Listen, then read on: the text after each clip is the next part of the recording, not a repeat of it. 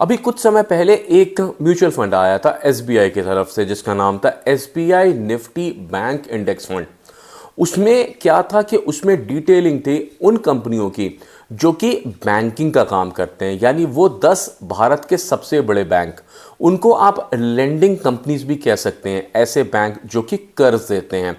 पर अगर फाइनेंशियल समूह देखें, पूरा का पूरा ग्रुप देखें, तो उसमें केवल बैंक्स इंक्लूड नहीं होते हैं, उसमें लेंडिंग और नॉन लेंडिंग यानी वो कंपनियां जो कि कर्ज नहीं देती हैं पर फाइनेंशियल सेक्टर में ही काम करती हैं, वो भी होती हैं। आज के इस वीडियो में हम डिस्कस करेंगे एक नए म्यूचुअल फंड के बारे में जिसका नाम है एचएसबीसी फाइनेंशियल सर्विसेज। पूरा डिटेल लेके आए हैं इस म्यूचुअल फंड के बारे में, आपको आराम से समझाएंगे इस लेंडिंग नॉन लेंडिंग के कॉन्सेप्ट को, बताएंगे इस म्यूचुअल फंड के बेसिक कॉन्सेप्ट को और डिटेल समझेंगे बहुत सारा। मेरा नाम रवि श्रीवास्तव है, ये चैनल है म्यूचुअल फंड्स विद रवि। अगर वीडियो को स्टार्ट करने के पहले बस आपसे इतना निवेदन है कि अगर आप हमारे चैनल पर पहली बार आए हैं, आपने वीडियो पहली बार देखा है, हमारे चैनल को ज़रूर सब्सक्राइब कीजिएगा। वीडियो अच्छा लगे तो लाइक कीजिएगा और कमेंट करके ज़रूर बताइएगा कि आपको इस वीडियो में क्या अच्छा लगा। आइए शुरू करते हैं और डिस्कस करते हैं इस नए म्यूचुअल फंड के बारे में।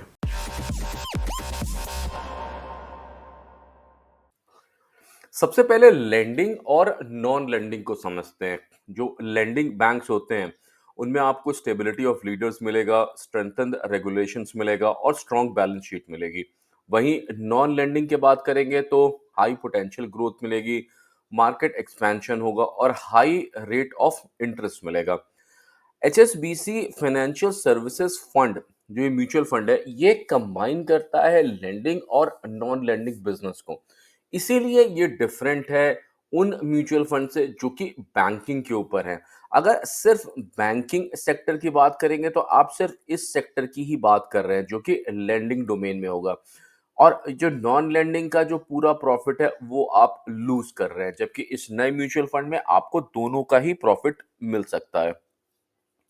अगर फाइनेंशियल सर्विसेज की बात करें तो इस समय 2023 का ये डेटा देख रहे हैं हम।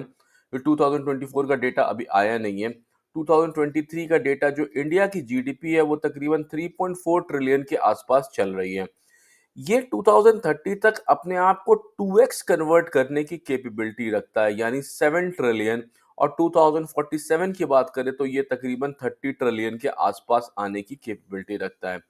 फाइनेंशियल एसेट्स की बात करें तो इस समय तकरीबन 6.4 ट्रिलियन के आसपास फाइनेंशियल एसेट्स है, जो कि 2030 तक 15 ट्रिलियन और 2047 तक 120 ट्रिलियन के आसपास आ जाएगा। बैंकिंग एसेट्स की बात करें तो 3.1 ट्रिलियन के साथ इस समय इंडिया चल रहा है, जो कि 2030 में 7 ट्रिलियन और 2047 में 45 ट्रिलियन के आसपास रहने की चांसेस हैं। अगर ग्रोथ की बात करें 2024 को और 2023 को कंपेयर करें तो जीडीपी में उम्मीद है कि 2047 आने आने तक 8.8x की ग्रोथ होगी।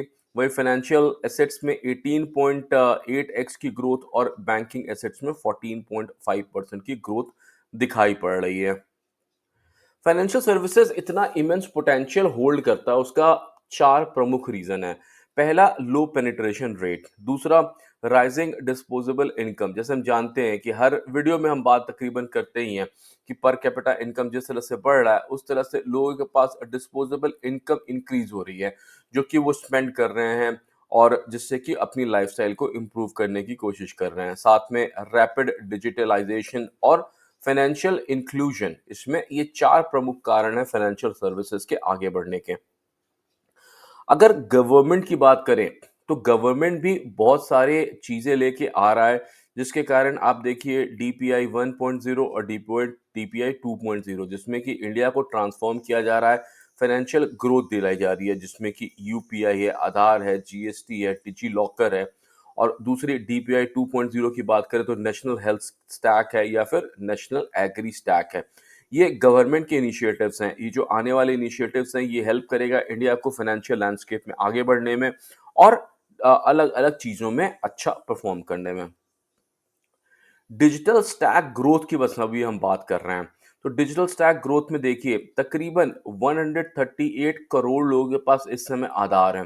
150 115 करोड़ मोबाइल सब्सक्राइबर हैं, जिसमें कि 89 करोड़ मोबाइल इंटरनेट यूजर्स हैं, 70 करोड़ स्मार्टफोन यूजर्स हैं और 35 करोड़ जो है वो यूपीआई यूजर हैं। ये सारा डेटा बताता है कि फाइनेंशियल सर्विसेज जिस तरह से आ रहा है, जिस तरह से चल रहा है, वो मदद करेगा इंडिया को डिजिटली ग्रो करने में, डिजिटली और फाइनेंशियली आगे बढ़ने में। अब म्यूचुअल फंड की बेसिक डिटेलिंग देखते हैं। म्यूचुअल फंड का नाम है एचएसबीसी फाइनेंशियल सर्विसेज फंड। इसका ओपन डेट 6 ऑफ फरवरी को है, close date 20th of February को है, अलॉटमेंट डेट 27 फरवरी को है। इसमें आप मिनिमम 1000 रुपीज का सिप और 5000 रुपीज का लमसम कर सकते हैं। एंट्री लोड तो कुछ नहीं है, पर अगर आप 10% से ज्यादा 1 ईयर के अंदर आप निकालना चाहते हैं इस म्यूचुअल फंड में, तो आपको 1% का एग्जिट लोड देना पड़ेगा। एनईवी 10 रुपीज का है। फंड टाइप ये ओपन एंडेड है। इन्वेस्टमेंट ऑप्शन इसमें ग्रोथ और आईडीसीडब्ल्यू है। सेक्टर कैटेगरी ये सेक्टोरल थीमेटिक होगा।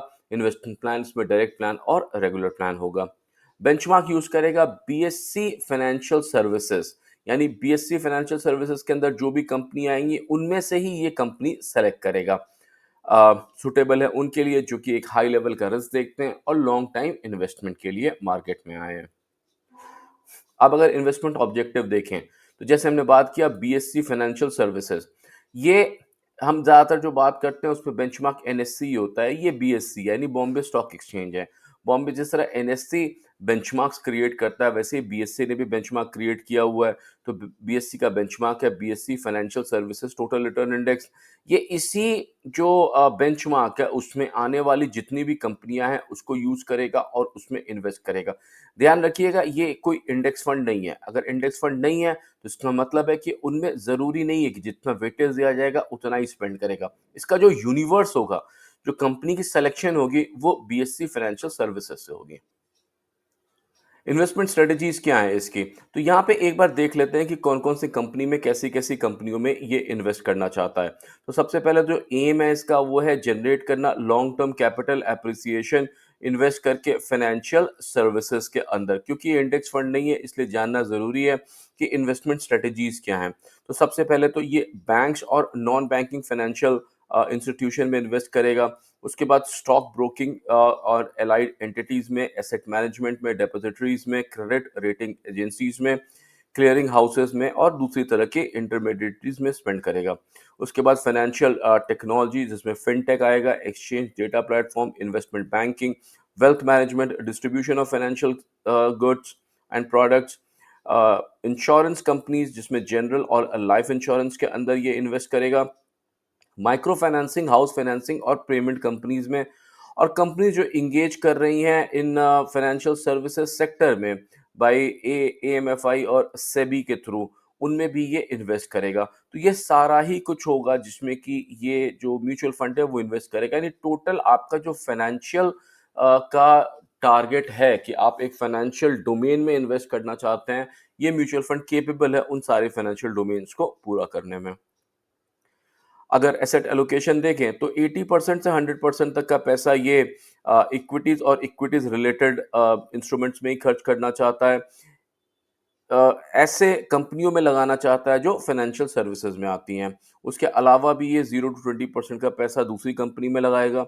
0 to 20% का पैसा ये डेट और मनी मार्केट इंस्ट्रूमेंट्स में, और 0 to 10% का पैसा ये रिट्स या इन्वेट्स में भी स्पेंड कर सकता है। इसके फंड मैनेजर मिस्टर गौतम होंगे, जिन्होंने कि पीजी, डीबीएम, सीए, सीएस और बीकॉम किया है। इनको 20 ईयर्स से ऊपर का एक्सपीरियंस है और ये एचएसबीसी के साथ, एसेट मैनेजमेंट कंपनी के साथ as a vice president and fund manager हैं। अक्टूबर 2015 से टिल डेट यानी 10 साल से ये वाइस प्रेसिडेंट और फंड मैनेजर हैं। और उसके पहले ये वाइस प्रेसिडेंट थे इन्वेस्टमेंट मैनेजमेंट में 2015 से 2016 तक। ये कुछ म्यूचुअल फंड्स हैं जो कि ये इस समय रन कर रहे हैं। अब बेंचमार्क की बात करते हैं। बेंचमार्क यूज करेगा बीएससी फाइनेंशियल सर्विसेज। बीएससी मतलब Bombay stock exchange, financial services मतलब वो सारी कंपनियां जो कि बीएससी के अंदर में फाइनेंशियल सेक्टर्स में आती हैं। इसका लॉन्च डेट देखें तो 15 अप्रैल 2015 को इसको लॉन्च किया गया था। इसमें टोटल 151 कंपनी आएंगी और ये एनुअली इन सितंबर और क्वार्टरली रिव्यूज इन दिसंबर और मार्च में किया जाता है। ये कैप्ड है, यानी कि जैसे मार्केट कैप के ऊपर डिसाइड होगा कि 151 कंपनीज कौन सी होंगी। अगर इसके रिटर्न की बात करें तो 1 month, 3 month, year to date जो है ये तो पूरा ही नेगेटिव ही चल रहा है, क्योंकि आपको पता है कि स्टॉक मार्केट इस समय करेक्ट हो रहा है। पर अगर 1 ईयर, 3 ईयर, 5 ईयर्स, 10 ईयर्स की बात करें तो 1 ईयर में तकरीबन इसने टोटल रिटर्न में 9.30, प्राइस रिटर्न में 8.22%, 3 ईयर्स में 11.11% और प्राइस रिटर्न में 9.99%। उसी तरह 5 ईयर्स और 10 ईयर्स में तकरीबन आप 10% तक का उम्मीद इसमें रिटर्न आप देख सकते हैं। अब कौन-कौन सी कंपनियाँ इसके अंदर आएँगी? तो जो कंपनियाँ आएँगी उनमें सबसे इम्पोर्टेंट होगा वो बैंकिंग आएगा, जैसे HDFC, ICICI, state bank of India, axis bank. यहाँ पे आप देखिए जो सबसे इम्पोर्टेंट है कि पहली 5 जो कंपनियाँ हैं ये बैंक होंगी, क्योंकि ज़ाहिर-सी बात है ये मार्केट कैप के ऊपर डिसाइड होगा। तो मार्केट कैप तो बैंक का ही सबसे ज़्यादा होता है। तो एचडीएफसी बैंक, आईसीआईसीआई को तकरीबन 11.19% का वेटेज मिलेगा। स्टेट बैंक ऑफ इंडिया को 5.68 का, एक्सिस को 5.48 का। उसके बाद जो नीचे आती है उसमें देखिए Bajaj financial services, Bajaj Finserv, Jio financial services, Shriram financial services और फिर इंडस बैंक। यानी कि यहाँ पे ऐसी कंपनियां भी होंगी जो कि बैंक नहीं है बल्कि एक फाइनेंशियल सर्विसेज हैं। वही वाला कॉन्सेप्ट, लेंडिंग और नॉन लेंडिंग वाला कॉन्सेप्ट। तो यहाँ पे आपको दोनों का मिक्सचर मिलेगा। अब की ट्रेंड्स क्या है देखने के लिए? तो सबसे इंपॉर्टेंट है हाउसिंग फाइनेंस लोन बुक देखिए, जो कि प्रोजेक्टेड है ग्रोथ में 13% सीएजीआर 2027 तक, जो कि इंक्रीज हो रहा है क्योंकि लोग अब अर्बनाइज हो रहे हैं, शहर में आके रह रहे हैं। शहर में आने के कारण वो घर खरीद रहे हैं और घर खरीदने के कारण वो होम लोन और हाउस लोन के अंडर ज़्यादा आ रहे हैं। तो प्रोजेक्टेड ग्रोथ है तकरीबन 13% सीएजीआर का ग्रोथ लेके हाउस लोन चल रहा है। रिटेल और एसएमई, यहाँ पे हमको पता है कि रिटेल और एसएमई लेंडिंग के ऊपर बहुत फोकस है और इंटरनेट यूजर्स तकरीबन 2030 तक अगर इंटरनेट यूजर्स की बात करें तो अप्रोक्सीमेटली उम्मीद है कि जो इंटरनेट यूज करने वाले हैं, मोबाइल सब्सक्राइबर्स नहीं, इंटरनेट यूज करने वाले हैं, वो तकरीबन 103 करोड़ हो जाएंगे। अब 103 करोड़ होंगे तो जाहिर सी बात है ई कॉमर्स और सामान खरीदने का उनकी कैपेबिलिटी बढ़ेगी। जब बाइंग कैपेसिटी बढ़ेगी उस समय जो फाइनेंशियल कंपनीज होंगी, क्योंकि वो लोन प्रोवाइड करती हैं, इसलिए उनका भी जो बिजनेस है वो साथ साथ बढ़ता रहेगा। अब राइजिंग फाइनेंशियल्स को देखिए तो म्यूचुअल फंड जो इंडस्ट्री है उसने खुद से जो एयूएम है वो इंक्रीज किया है, तकरीबन 68.1 लाख करोड़ के आसपास गया है 2024 में। 2030 में जो हाउसिंग प्रोजेक्ट्स है वो तकरीबन 70 बिलियन के आसपास जाएंगे, जो कि तकरीबन रिप्रेजेंट कर रहा है 6% of total house hold savings. अब नॉमिनल जीडीपी ग्रोथ है 6.3 ट्रिलियन का। हाउसिंग होल्ड सेविंग्स है तकरीबन 1.1 ट्रिलियन का और फाइनेंशियल एसेट एक्सपैंड कर रहा है 700 बिलियन का। ये जो ट्रेंड है ये एक्सपेक्ट कर रहा है कि फर्दर 2035 तक ये और स्ट्रेंथन होगा। म्यूचुअल फंड का पेनिट्रेशन तकरीबन 8% ऑफ हाउस होल्ड सेविंग्स के आसपास चला जाएगा, जो कि 130 बिलियन है। अब ये जो पैसा म्यूचुअल फंड के अंदर आ रहा है फिर वही पैसा उन कंपनीज में स्पेंड हो रहा है, तो डेफिनेट सी बात है वो कंपनी और स्ट्रांग हो रही है और वो आगे बढ़ रही है। उम्मीद करते हैं कि इस डिटेल्ड वीडियो, इस पूरे प्रेजेंटेशन से आपको समझ में आया होगा इस म्यूचुअल फंड के बारे में। हालांकि इस बेंचमार्क पे बीएससी फाइनेंशियल सर्विसेज पे अभी तक चलने वाला हमको कोई म्यूचुअल फंड नहीं मिला, इसलिए हमने आपको किसी भी म्यूचुअल फंड का रेफरेंस इस वीडियो में नहीं दिया। जितनी भी जानकारी थी, जितनी भी इंफॉर्मेशन थी, वो हम आपके लिए लेके आए ताकि आपको समझ सके इस म्यूचुअल फंड का डिटेल और फिर आप डिसाइड कर सके कि आपको इसमें इन्वेस्ट करना चाहिए या नहीं करना चाहिए। हमारी राय क्या है इस म्यूचुअल फंड को लेके? तो देखिए, एचएसबीसी एक बहुत अच्छी कंपनी है। अगर म्यूचुअल फंड एजेंसी की बात करें तो एचएसबीसी कुछ टॉप रैंक करती है म्यूचुअल फंड कंपनीज में। दूसरा, फाइनेंशियल सर्विसेज में जो ये प्रोजेक्शन आपको लेके आए हैं वो फाइनेंशियल सर्विसेज में आपको पूरा का पूरा ही बैंकिंग और नॉन बैंकिंग दोनों ही ऑफर कर रहे हैं। अगर आपने हमारा वो वीडियो जिसमें कि हमने एसबीआई निफ्टी बैंकिंग के बारे में डिस्कस किया था, अगर वो वीडियो आपने देखा होगा तो उसके एंड में हमने ये बात कही थी कि जो वर्टिकल लेके आया है एसबीआई वो इतना इम्प्रेसिव नहीं है, पर ये जो वर्टिकल है ये बहुत इम्प्रेसिव है। देखिए, बैंक हो, फाइनेंशियल इंस्टीट्यूशन हो, दोनों के दोनों जो इन्वेस्टमेंट करते हैं, जो पैसा देते हैं, वो डेफिनेट सी बात है वो ब्याज पे देते हैं और उनका बढ़ना गारंटी होता है। हमने कितने ही सारे म्यूचुअल फंड्स को डिस्कस किया और उन म्यूचुअल फंड्स में जब भी हम जाके देखते हैं कि वो किस कंपनी में इन्वेस्ट करेंगे या फिर उनके सेक्टर देखते हैं, तो सबसे ज़्यादा अगर किसी सेक्टर की बात होती है तो फाइनेंशियल इंस्टीट्यूशंस की बात होती है, सबसे ज़्यादा वेटेज उसी को दिया जाता है। म्यूचुअल फंड में कोई कमी नहीं है, बेंचमार्क बहुत अच्छा हो सकता है अगर इसमें इन्वेस्ट किया जाए तो। जो कंपनी है एएमसी है, एचएसबीसी, वो भी अपने हिसाब से अच्छी कंपनी है, तो यहाँ पे कोई नेगेटिविटी नहीं है इस समय, जबकि सारी अच्छी कंपनियां आपको डिस्काउंटेड प्राइसेस पे अवेलेबल हो रही हैं। अगर आपके पास पैसा है आप उसको इन्वेस्ट कर सकते हैं और थोड़ा धैर्य रख सकते हैं। तकरीबन मान के चले कि 6 महीने या 1 साल या हो सकता है पूरा 2025, अगर आप धैर्य रख करके इन्वेस्टमेंट कर सकते हैं तो इस म्यूचुअल फंड में आपको ज़रूर जाना चाहिए। इसमें आपको इन्वेस्ट करना चाहिए, आपके पोर्टफोलियो में फाइनेंशियल सर्विसेज होनी चाहिए ताकि वो एक बूस्ट देता रहे आपको। बहुत सारे दूसरे भी, जैसे निफ्टी के ऊपर हमने देखा था तो निफ्टी फाइनेंशियल सर्विसेज में बहुत सारे म्यूचुअल फंड्स थे वो चल रहे थे, क्योंकि इसका जो बेंचमार्क था वो बीएससी था, इसलिए हमने उनको इंक्लूड नहीं किया। पर आप चाहें तो आप उन म्यूचुअल फंड्स को भी जाके देख सकते हैं और वहाँ भी आप इन्वेस्ट कर सकते हैं। हमने ये पूरा वीडियो बनाया ताकि आप समझ सकें, आप जान सकें इस नए म्यूचुअल फंड के बारे में और आपको मदद मिले डिसाइड करने में। बाकी डिसीजन आपका है, आपको इन्वेस्ट करना है या नहीं करना है। अगर ये वीडियो यहाँ तक देखा, आपको ये वीडियो अच्छा लगा, अगर आप हमारे चैनल पर पहली बार आए तो हमारे चैनल को ज़रूर सब्सक्राइब कीजिएगा। वीडियो अच्छा लगे तो लाइक कीजिएगा और कमेंट करके ज़रूर बताइएगा कि आपको इस वीडियो में क्या अच्छा लगा। मेरा नाम रवि श्रीवास्तव है। Thank you.